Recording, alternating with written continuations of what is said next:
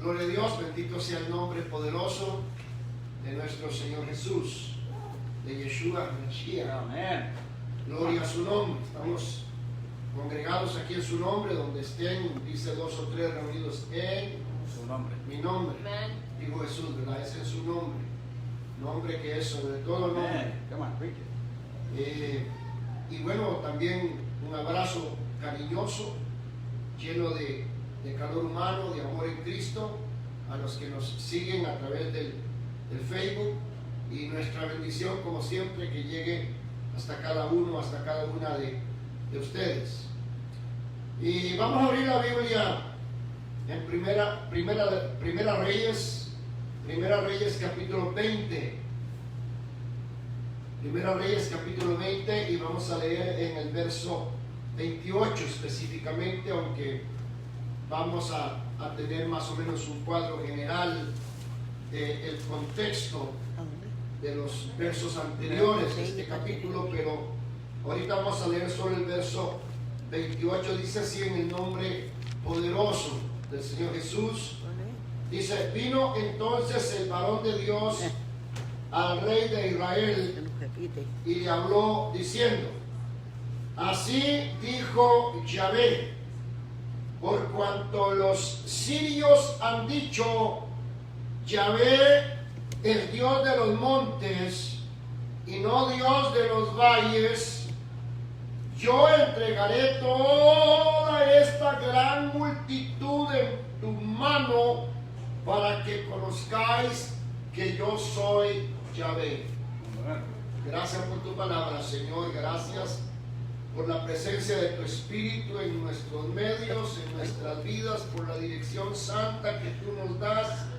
Señor, que al abrir tu palabra, Señor, la guianza de tu Espíritu sea patente para hacernos conocer tu voluntad y tu propósito, Dios eterno, Padre amoroso. Abre nuestro entendimiento, Señor. Unge nuestros ojos con colirio para poder ver en el Espíritu, Señor, con claridad tu propósito a nosotros. Que tu voluntad nos sea revelada y la fuerza tuya sea con nosotros para poder poner tu palabra por obra. Oramos en el nombre poderoso del Señor Jesús. Amén. Amén. Pueden tomar sus asientos los que habían estado en pie. Gloria al Señor. Nos gozamos en la presencia del Señor. Yes. Dios se mueve de diferentes formas, no siempre Él se mueve igual. A veces estamos un poco más excitados, un poco más hiperactivos y gritamos y alabamos al Señor. Otras veces como que estamos más tranquilos, más calmados, pero eso no significa que no estamos sintiendo la presencia del Señor.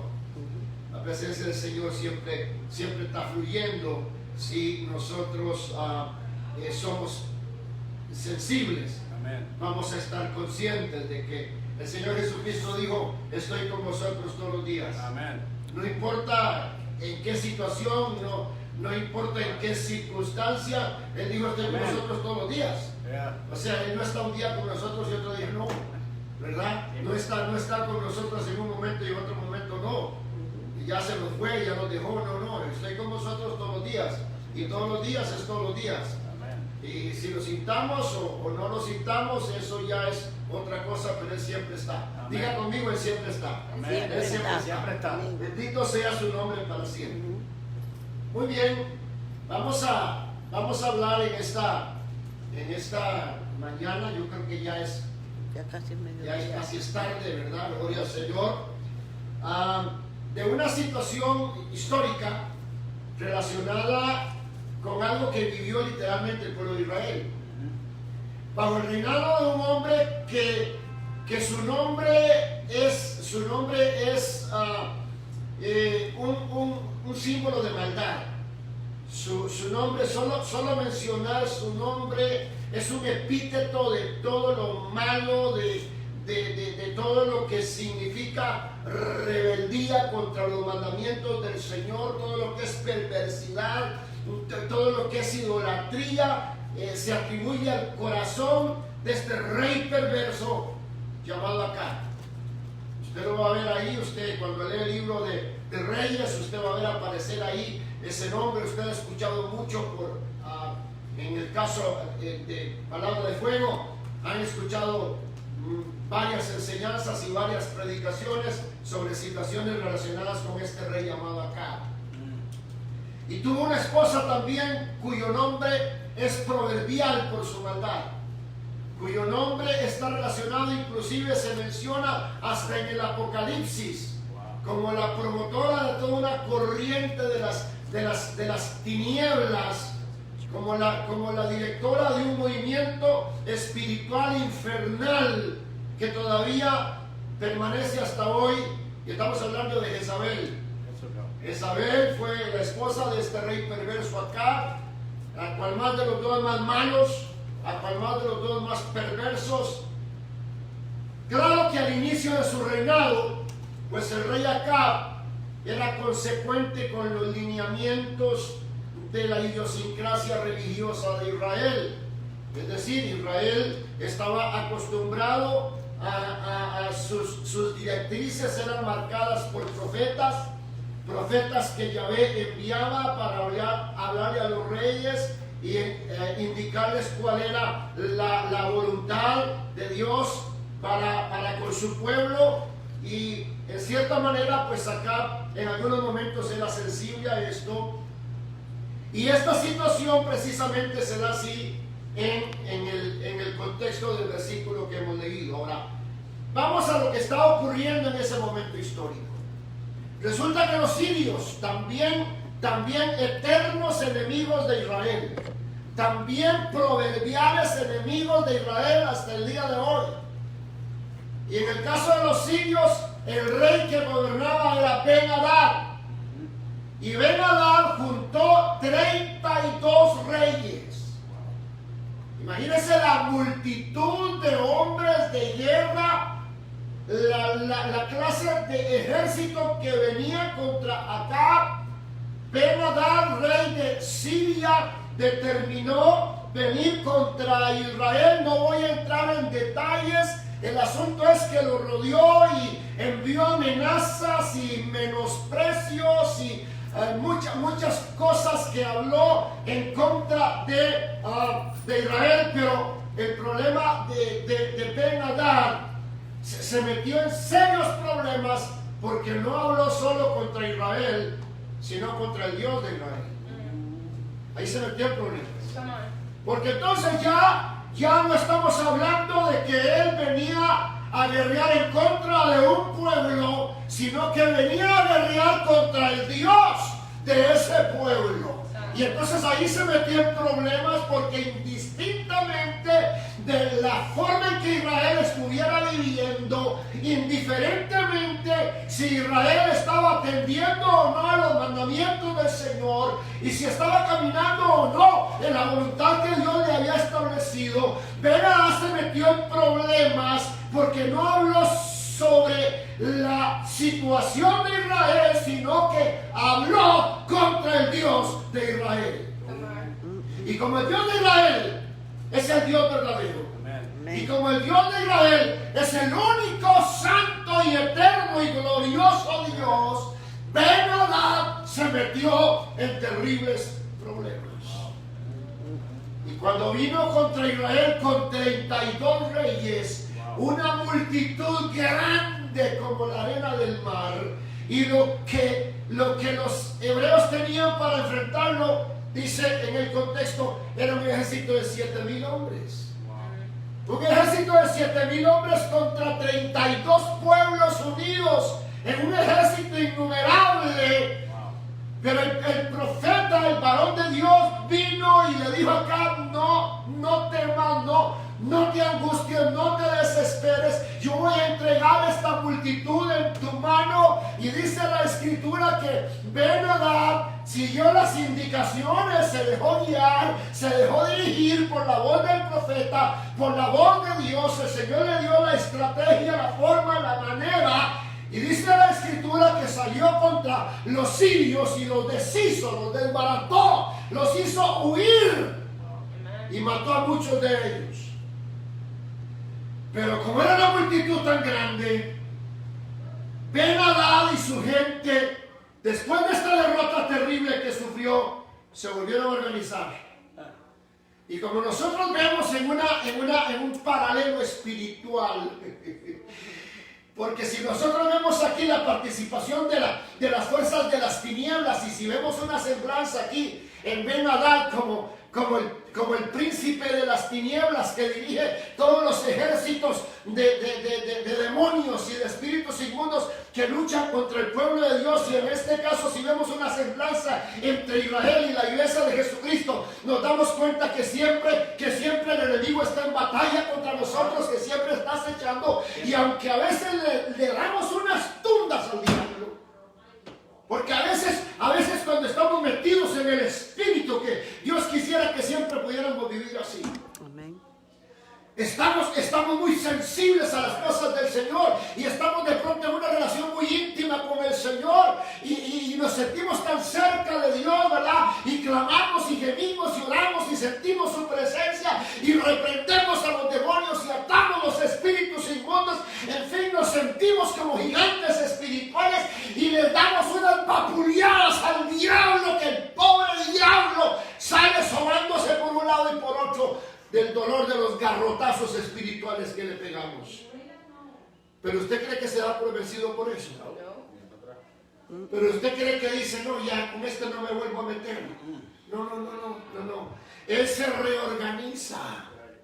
Él otra vez vuelve a juntar fuerzas. Él no se da por vencido. Y si hay algo que el diablo tiene, es la terquedad, es la majadería, es la insistencia. Por más garrotazos que le demos, por más vapuleadas que le demos, él siempre va a volver a insistir. Él siempre va a tratar de venir nuevamente. Por eso dice la Escritura: no tenemos guerra contra carne ni sangre, sino contra huestes espirituales de maldad. Amén. Y dice que Ben-Hadad se volvió a organizar y vino con más furia, pero se metió en un problema más grande todavía. ¿Por qué? Porque ahora él dijo: Israel nos ha derrotado porque nos enfrentamos con ellos en los montes. Y Ben-Hadad dijo: es que este Dios de Israel, el Dios de los montes. Pero ahora vamos a hacer una estrategia para dejar a ese Dios de Israel burlado. Lo vamos a dejar burlado, porque no vamos a pelear con Israel en los montes, vamos a pelear con Israel en los valles. Wow. Y entonces Yahvé dice: ¿con qué esas tenemos? La estoy parafraseando. Con que dicen que yo soy solo Dios de los montes.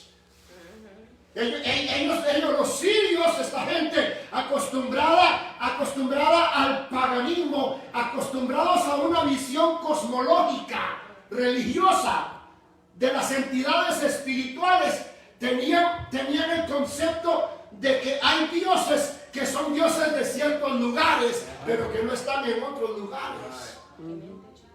Ellos tenían la concepción de que hay dioses que son fuertes en ciertas áreas geográficas, pero el poder de esos dioses no alcanza a otras áreas a donde ellos no llegan. Esa era la mentalidad que tenían los sirios, y creyeron que Yahvé era igual que esos dioses. Se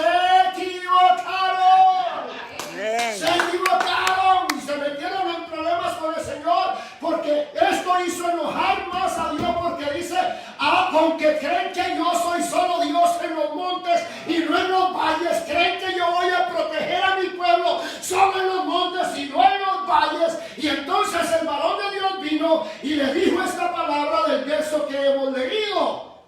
Dice: vino entonces el varón de Dios al rey de Israel y le habló diciendo: así dijo Yahvé, por cuanto los sirios han dicho: Jehová, el Dios de los montes y no Dios de los valles, yo entregaré toda esta gran multitud en tu mano, para que conozcáis que yo soy Yahvé. Santo. Es decir, que yo soy Dios en los montes y soy Dios en los valles también. Amén. y desbarató a cada los sirios y deshizo a Ben-Hadad y a toda su gente, a toda la gran multitud que vino contra ellos. Esto nos lleva a nosotros a pensar en otra situación similar, aunque en este caso la ventaja desde el principio la tenía Israel, porque era cuando ellos iban peregrinando hacia la tierra prometida. Solo que tenían un problema, un serio problema, un grave problema. Se les atravesaba una ciudad que era inconquistable.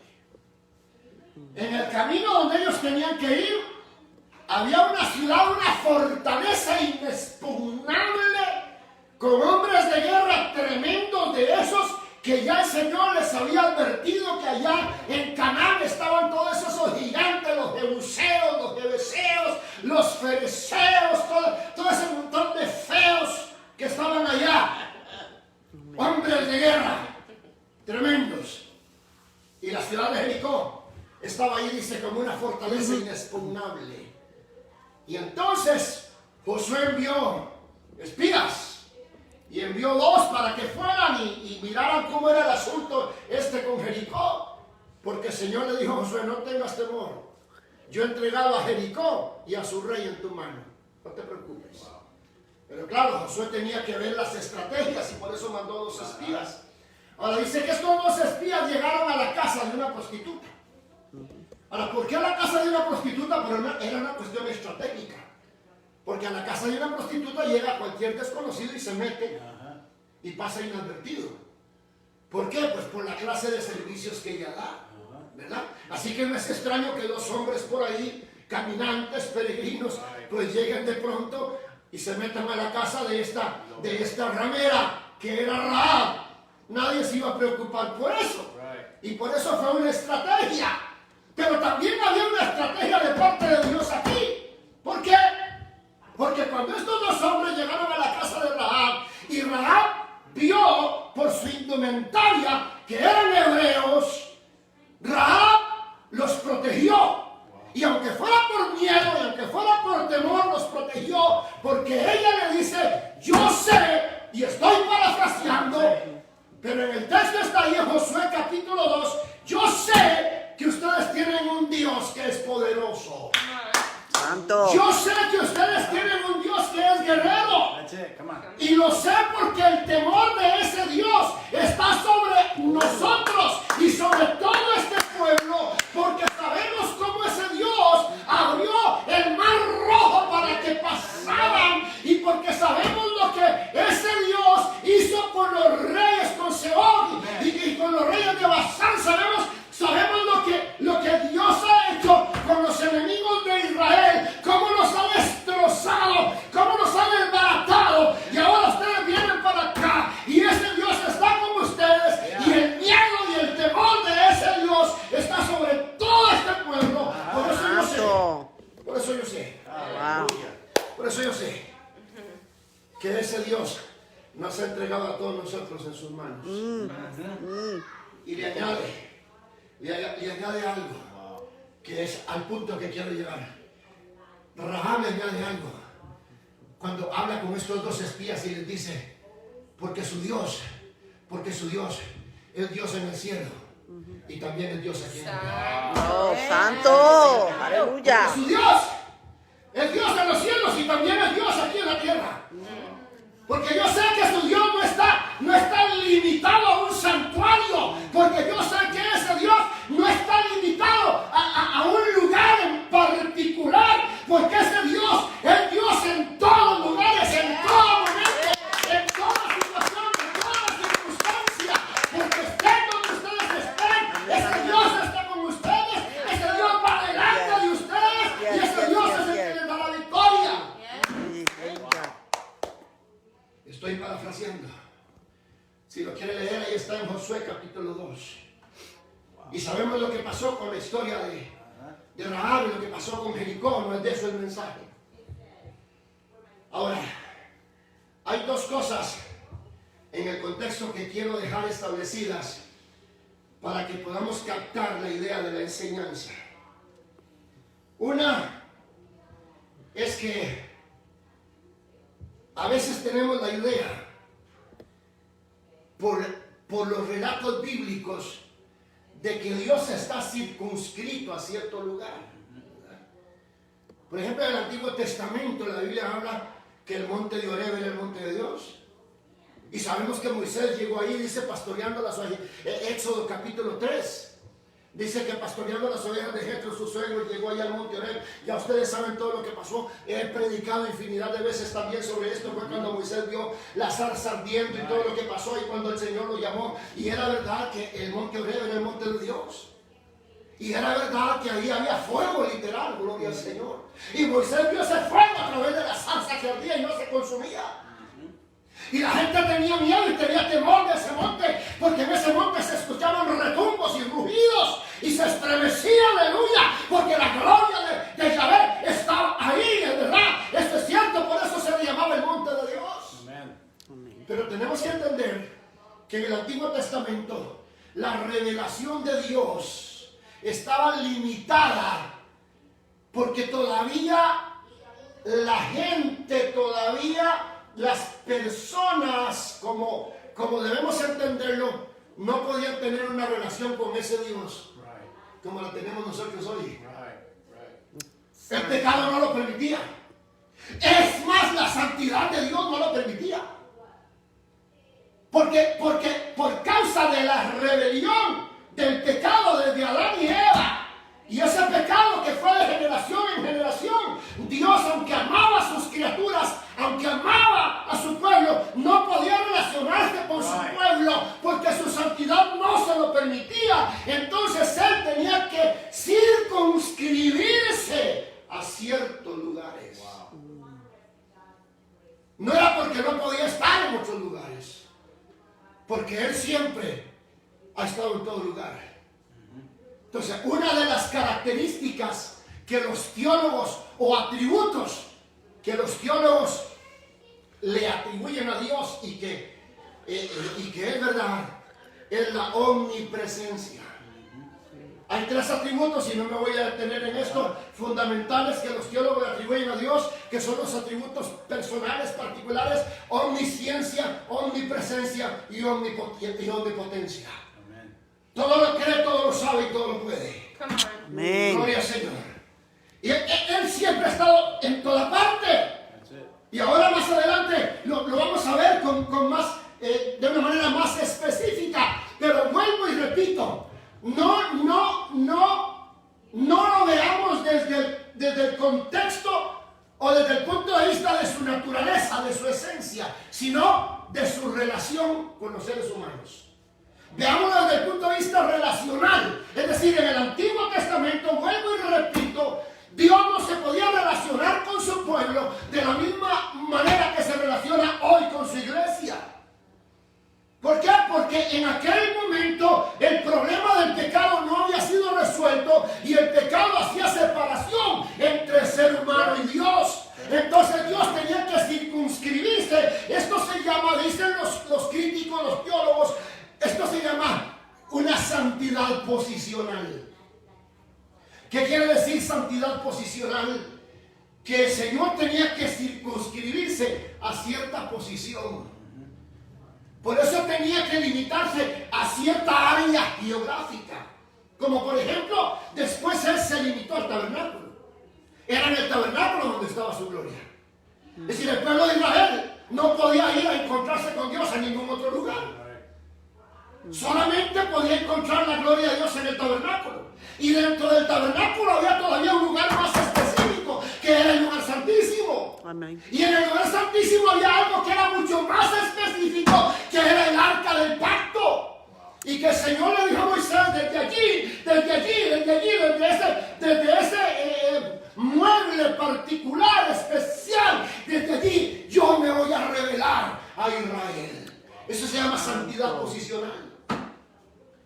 Es decir, que Dios escoge un elemento, que Dios escoge un lugar y se posesiona allí de ese lugar, como el monte Oreb, como el arca del pacto.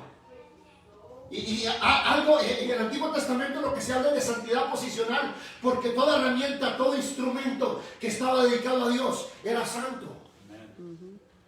Ahora, no es una santidad moral, sino una santidad posicional. ¿Por qué? Porque Dios lo escoge para estar ahí, para mostrarse ahí. Amén. Pero es una cuestión relacional, es decir, esto tiene que ver con la forma en que Él se relaciona.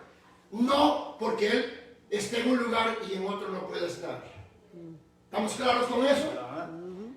Y en segundo lugar, gloria al Señor, nosotros tenemos que entender que una vez que Cristo vino, una vez que Cristo murió en la cruz, una vez que Cristo derramó su sangre, resolvió el problema del pecado. Amén. Y por lo tanto resolvió el problema que tenía Dios para poder relacionarse con nosotros. ¿Por qué? Porque quitó las barreras, aleluya, quitó los obstáculos que había, que no le permitía a Dios relacionarse con sus criaturas. Y ahora, después del sacrificio de Cristo, y después del derramamiento de la sangre de Cristo, y después de resuelto el problema del pecado, y después de que la cabeza de la serpiente fue aplastada en la cruz del Calvario, y después de que todas las huestes de las tinieblas y los poderes de maldad fueron derrotados en el Calvario, ya no había problema para que Dios se relacionara con todo aquel que estuviera cubierto por este sacrificio. Entonces ya no se circunscribe a un área geográfica. Pero bueno, me voy emocionando y me adelanto un poco, porque recordémonos que, bueno, mencioné el Monte Oreb, mencioné la tienda, el tabernáculo de Moisés y el arca del pacto, pero también recordémonos que estaba el famoso templo de Salomón, que fue un templo que el Señor primero le indicó a David, o David concibió en su corazón la idea de levantar esta casa magnífica, y David le dejó todo preparado a Salomón, y los planos y todo, y después Salomón erigió aquel tremendo templo, aquel tremendo tabernáculo. Acordémonos que cuando Salomón hizo la dedicación del templo, dice que la gloria del Señor llenó aquel lugar, y la llenó, dice que una nube, la Shekinah, gloria al Señor, una nube de gloria se posesionó de aquel lugar. Dice que fue tanta la majestad, que fue tanta la gloria, que fue tanto el poder, que llegó el punto que los mismos sacerdotes comenzaron a temblar, y los mismos sacerdotes que estaban ordenados para ofrecer el culto a Yahvé, los mismos sacerdotes temieron por su vida y sintieron temor de morir en la presencia de Yahvé, y salieron corriendo, porque era tan la presencia, era tan la gloria, que ni los mismos sacerdotes la soportaron. Wow. Gloria a Dios. Aleluya. Y dice la oración de Salomón, usted lo puede consultar ahí en su casa, no tenemos tiempo de ir para leer eso ahorita. La oración que hizo Salomón de dedicación, y que el Señor le había hablado, primero le habló a David, su padre, después le habló a Salomón. Dice: cualquiera que orare hacia esta casa, dice, y cualquiera que ofreciere adoración hacia el lugar donde está esta casa, porque eso me gusta, eso me encanta, dice, yo he escogido esta casa para que habite allí mi nombre, para que habite allí mi nombre. Yo he escogido esta casa, gloria al Señor, yo he escogido esta casa como lugar de habitación para mi nombre. Y había allí una dedicación que decía precisamente eso: esta casa está dedicada para el Señor, porque aquí habita la gloria de su nombre.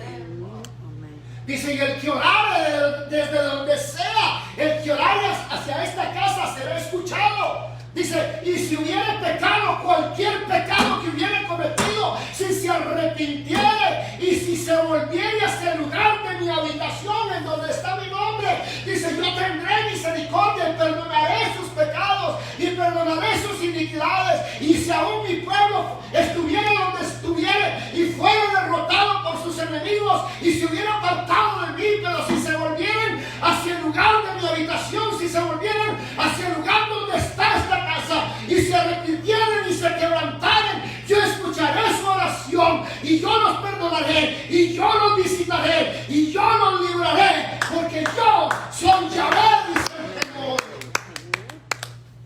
El Dios que habita, cuya gloria habita en este lugar. Gloria a Jesús. Ahora, el problema es que eso fue circunstancial. Es decir, el problema es que eso fue temporal. Porque nosotros vemos con dolor cómo en algún momento la gloria del Señor abandonó ese templo. Cómo la presencia de Dios se fue de allí. Y dice que ese templo se convirtió en cueva de chacales, en cueva de búhos.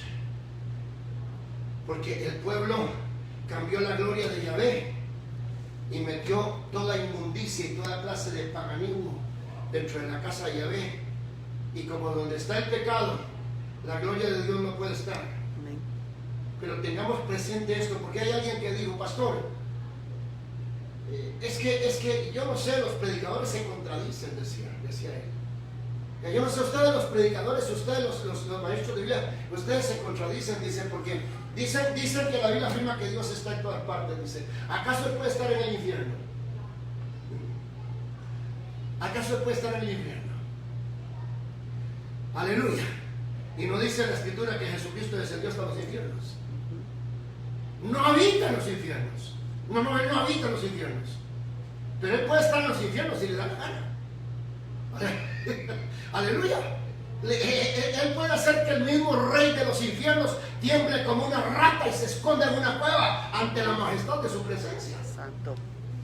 Pero Él no va a habitar de esa manera, de esa forma. No va a habitar en un lugar donde lo que habita es el pecado. Él no va a morar en un hogar donde en ese hogar lo que reina es el pecado.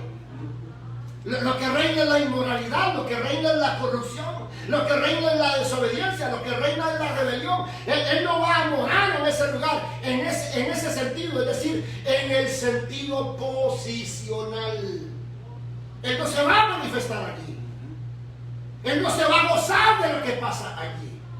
Él no va a cubrir con su gloria ese lugar, porque con sus hechos están alejando la gloria de Dios, como la gloria de Dios abandonó el templo, como alejaron la gloria de Dios del templo al meter el paganismo y al meter la corrupción dentro del templo. Así hay quienes, aunque Dios quiere tener comunión con ellos, y aunque Dios tiene poder para estar con ellos, y aun cuando Dios en su misericordia puede estar presente aún en el sentido de su naturaleza, aunque no en un sentido de relación, porque ellos no quieren tener relación con Dios, pero Dios los ama tanto que Dios siempre está allí. ¿Por qué? Porque Él está en todas partes. Porque Él está en todas partes. Ahora, no hay una intensidad. Y ojo, porque ahora vamos a algo aparentemente sencillo, pero que es profundo. Es muy profundo. ¿Por qué? Porque algunos dicen, bueno, existen las dos posiciones. Hay quienes son malos, hay quienes son pecadores, hay quienes no quieren tener una relación con Dios. Sin embargo, a veces pasan ciertas cosas en donde saben que fue Dios el que los libró. Y ellos mismos dicen, es increíble que Dios estuviera conmigo. Ellos mismos lo dicen. Es increíble que Dios estuviera conmigo. Es increíble cómo Dios me libró de eso, siendo yo tan malo, siendo yo tan pecador, siendo tan pecadora. ¿Cómo es que Dios estuvo allí en ese momento? ¿Cómo es que Dios me libró? Si yo sé que yo no estaba caminando en la presencia de Dios, pero Dios estaba allí. Santo. En su misericordia. Pero no había una relación. La persona ni siquiera sentía la presencia de Dios. Porque Dios puede estar, pero usted puede que sienta la presencia del Señor y puede que no la sienta. Pero el hecho de que no la sienta, aleluya, el hecho de que no la sienta no quiere decir que no estaba. Aleluya. Bendice el nombre del Señor. Santo. Entonces, Mira lo que dice el Salmo, mira lo que dice el Salmo 50. Vamos a ir al Salmo 50. Gloria a Dios. Salmo 50. Ese número a mí me gusta. Yo siempre cumplo 50. Cuando me dicen, hermano, ¿qué edad tiene usted? 50. No, que 50, hermano, no parece. Ah, ¿por qué? ¿Parezco de menos? No, hermano. Se ve como de más. Ah, bueno, no, es que 50 es que ya no se cuenta. Y ahí ya no se cuenta. Y ahí es 50. Gloria al Señor. Yo de 50 no paso. Gloria al Señor. Aleluya. Salmo 50, gloria a Dios. Salmo 50 y verso 12. Dice, si yo tuviera hambre, dice el Señor, dice Yahvé, dice el Eterno, si yo tuviera hambre, no te lo diría a ti, porque mío es el mundo. Porque mío es el mundo y su plenitud. Porque mío es el mundo y su plenitud. Y Benadad dijo, es que los israelitas nos derrotaron en los montes porque su Dios es Dios de los montes. Ahora vamos a enfrentarnos en los valles y la historia va a ser diferente. Se equivocaron. Porque como dijo Abraham la ramera, porque su Dios es Dios arriba en el cielo y abajo en la tierra. Amén, amén. El Dios de los montes y el Dios de los valles. El Dios de las alturas y el Dios de las cavernas y de las cuevas. Dice también el salmista David, ¿a dónde huiré de tu espíritu? ¿Y dónde me esconderé de tu presencia? Ciertamente si en el Seol hiciere mi morada, allí estás tú, oh Dios. Y si tomare las alas del alma y volare cual águila, dice, hasta aquí me seguirá tu espíritu. Amén. Aleluya. Gloria a Dios. Miren lo que dice ahí el mismo Salmo, el Salmo 89, gloria al Señor. El Salmo 89, el mismo libro del Salmo, gloria a Dios. Salmo 89. Gloria a Dios. Salmo 89.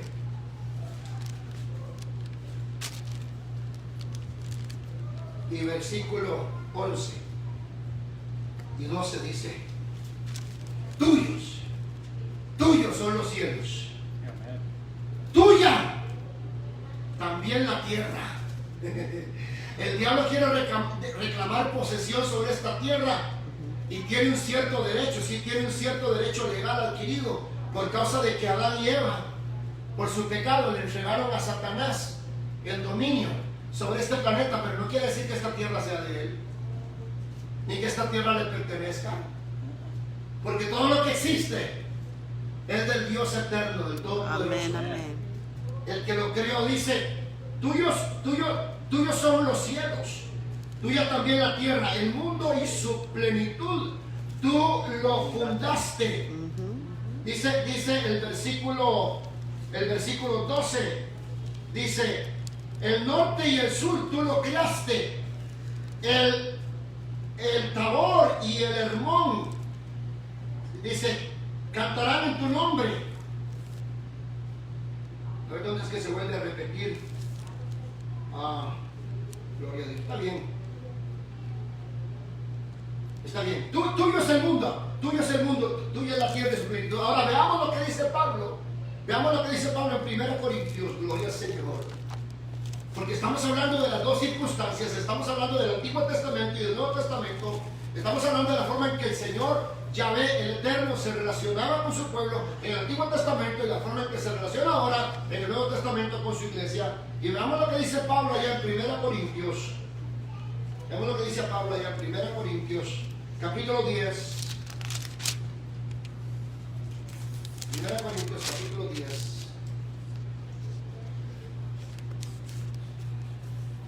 Versículo 26. Dice, porque del Señor es la tierra, porque del Señor es la tierra y su plenitud. Amén. Toda. No hay un solo sitio que no sea de Él. No hay un solo sitio que no le pertenezca. No hay un solo sitio, ni en la tierra, ni en el universo, a donde el Dios eterno no tenga acceso. Wow. Gloria sea el nombre del Señor. Dice en el verso 28, dice, mas si alguien os dijere, dice, esto fue sacrificado a los ídolos, no lo comáis, por causa de aquel que lo declaró, y por motivos de conciencia vuelve a repetir, porque del Señor es la tierra y su plenitud. Amén. Amén. Voy enfilándome al cierre de la predicación.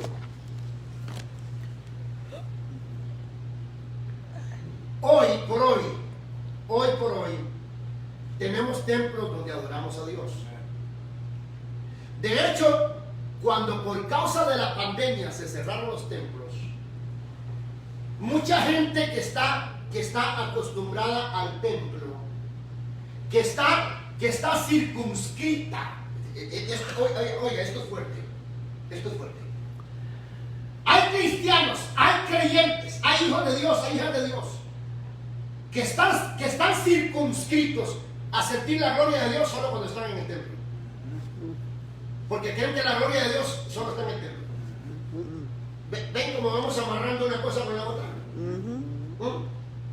Entonces, se les cerraron los templos, se les fue la gloria de Dios.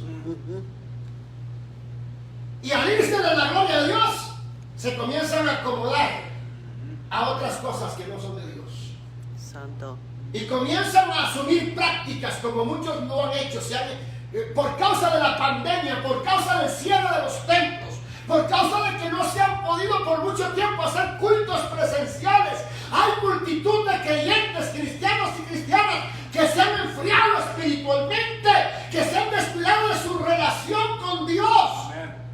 Y que se han apartado de su relación con Dios, incurriendo en una vida de liviandad y una vida de pecado. ¿Por qué? Santo. Porque si circunscribieron la presencia de Dios al lugar de adoración.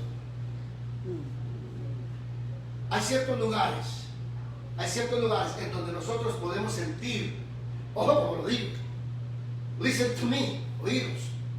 Hay ciertos lugares en donde nosotros podemos sentir más la gloria de Dios que en otros lugares. Pero no quiere decir que la gloria de Dios no estuviera igual en el lugar donde nosotros la sentimos más que en el lugar donde no podemos sentirla de la misma manera. ¿Por qué? Porque la presencia del Señor está igual en todo lugar. Anoche estuvimos en Fort Myers, estuvimos en una celebración de gente muy allegada a nosotros.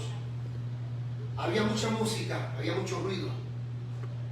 Yo quería hablar con mi esposa algunas cosas, y aunque yo le hablaba de la misma manera que siempre le hablo, ella no me podía escuchar, y no me podía escuchar porque tenía mucho ruido.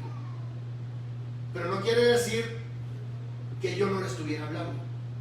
Yo le estaba hablando de la misma manera que siempre le hablo, pero la cantidad de ruido que había ahí no dejaba que ella me escuchara como me escucha cuando no hay ruido. ¿Qué quiere decir esto? Dios está presente siempre en toda parte, pero hay lugares en donde usted no puede sentir su presencia porque hay mucho ruido que lo distrae. ¿Qué clase de ruido? Hay toda Santo. clase de distracciones, peligros, imágenes que llegan a su vista, a su mirada, que de pronto le desconectan. Usted vio esto, usted vio aquello, de pronto le sacan de su sintonía. Y obviamente usted no puede sentir la presencia de Dios de la misma manera que cuando usted llega al templo y cuando usted se concentra en adorar a Dios. Y aún dentro del templo, cuando hay situaciones y circunstancias que te llaman la atención y te apartan de tu comunicación con Dios, también aún dentro del templo, aún estando en el templo, tú puedes perder esa comunicación con Dios. Porque hay ruido. Y cuando hablo de ruido no estoy hablando solo de sonidos.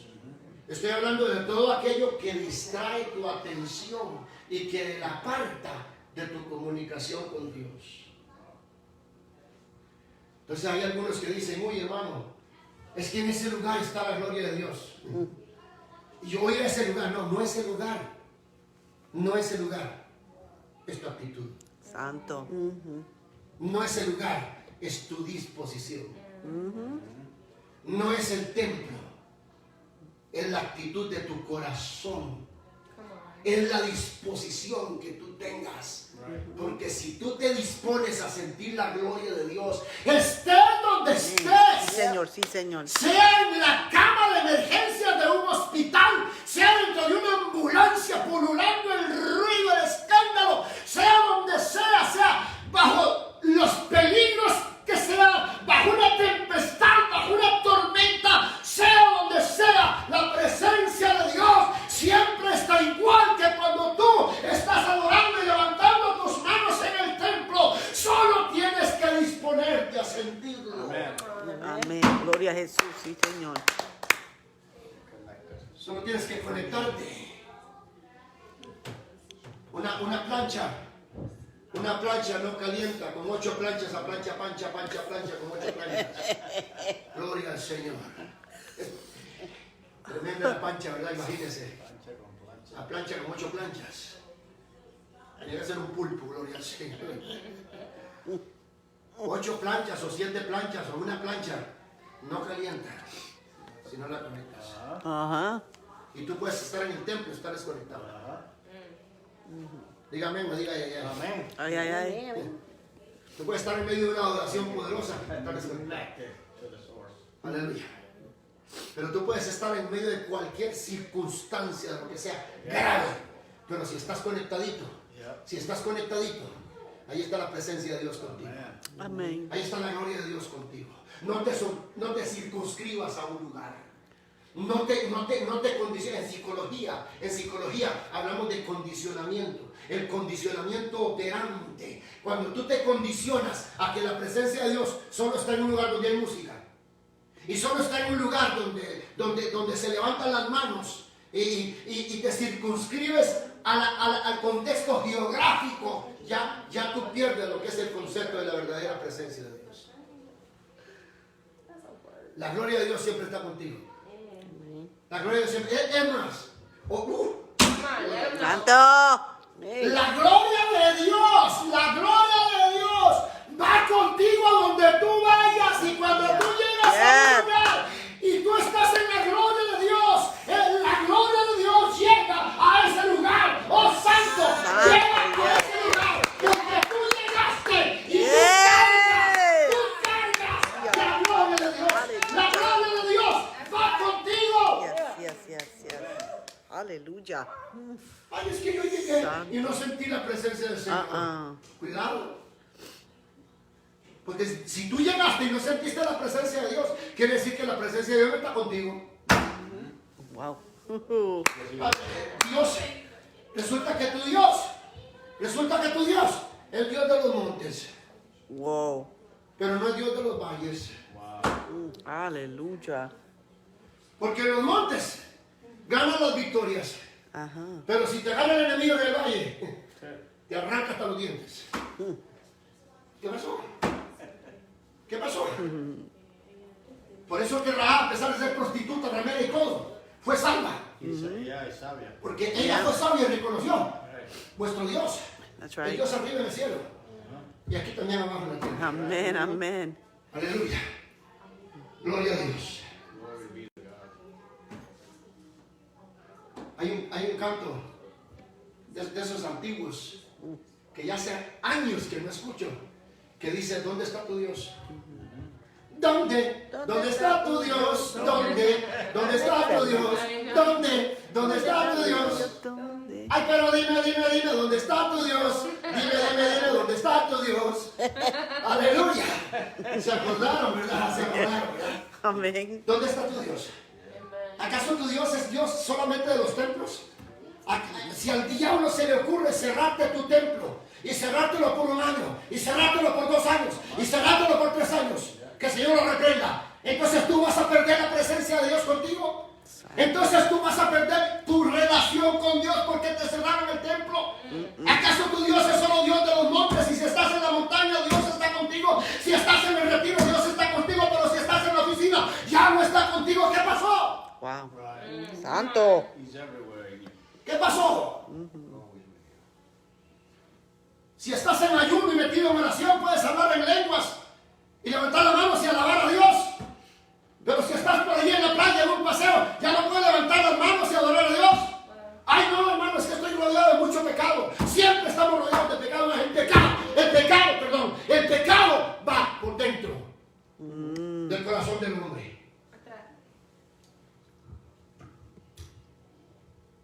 Cuentan la historia. Un día el pastor Otaño estaba hablando de esto y pedía que le recordaran cómo se le llama a estas personas que se retiran del mundo y se meten en las cuevas.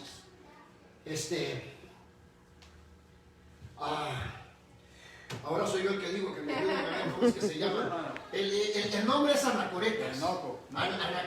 Anacoretas, ese es el nombre, pero suena un poco raro ese nombre, ¿verdad? Esos que se meten en las cavernas y que se apartan de todo porque para huir del pecado, ¿verdad?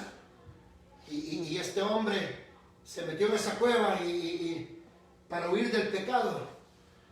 Y resulta que después de varios días, él supuestamente de apartarse del pecado, tuvo un sueño erótico, tuvo un sueño sucio.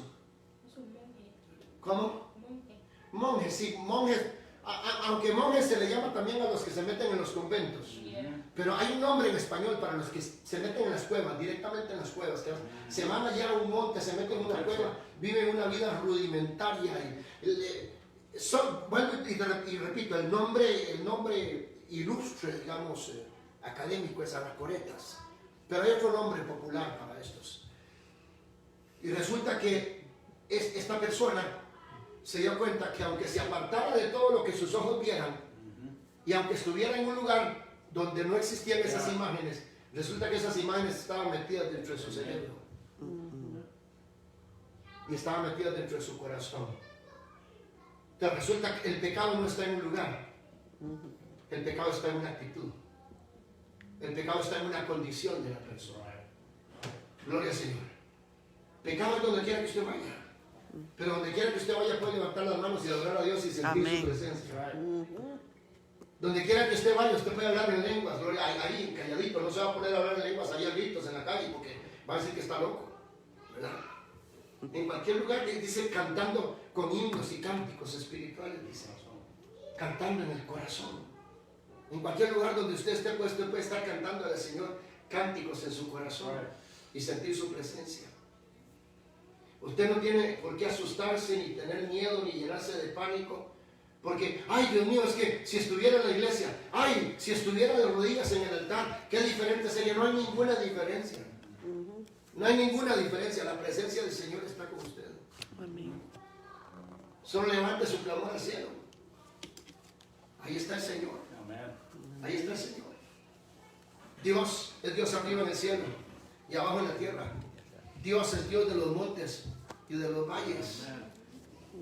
No importa, Dios no es un Dios circunstancial. No importa la circunstancia, la situación que esté a su alrededor. Si usted tiene conciencia de la presencia de Dios, si usted está sintonizado, si usted filtra el ruido, si usted filtra las distracciones y usted logra comunicarse con Dios, esté donde esté, ahí va a sentir su fluir. Ahí va a sentir su fluir, su afluencia, su presencia, su ministración, su bendición. Amén. Ahí va a poder cantar y hablar en lenguas. Ahí va a poder alabar y gozarse, gloria al Señor. Y donde quiera que usted llegue, esa presencia va a ir con usted. Padre Cristo, bendiciones, un abrazo. Tú eres portador de la gloria de Dios. Tú eres portadora de la gloria de Dios. Me acuerdo cuando estaba chico, me encantaba cuando iba para la escuela, que mi mamá me ponía lo que llamábamos una cantimplora. No, éramos de recursos limitados, así es que no tenía una loncherita ¿verdad? Como esas loncheritas bonitas que le daban, bien bonitas, con figuritas de cartoons y todo eso. Nosotros no teníamos nada de eso. Una botella de plástico que le ponía un cordón así, esa era mi cantimplora. Pero ella llevaba mi refresquito, ¿verdad? La cantimplora. Y a veces teníamos una que tenía un sitio para el líquido y otro sitio para un sándwichito. Aunque a veces teníamos eso, pero no teníamos el sanguchito, pero bueno. Aleluya. ¿Verdad? Entonces, eso se llamaba portaviandas. Vianda, comida. Hay un platillo que se llama vianda. Portaviandas es algo que sirve para llevar comida. Usted es una portavianda, pero no de comida. Usted es un receptáculo de la gloria de Dios. Donde usted vaya, la gloria de Dios va con usted. Donde usted llega, la gloria de Dios llega contigo. Amén, amén. Sí, Señor. Gloria a Dios. No te circunscribas, no te limites a una situación geográfica, no te condiciones mentalmente a algo que no es una verdad espiritual. La verdad espiritual es que Dios está contigo donde quiera que tú estés. El poder de Dios está contigo donde quiera que tú vayas. La puerta está abierta en cualquier momento que tú vuelvas tu mirada y levantes tu clamor. Dios está ahí. Un abrazo. Bendiciones, Padre Cristo. Gloria al Señor. Amén.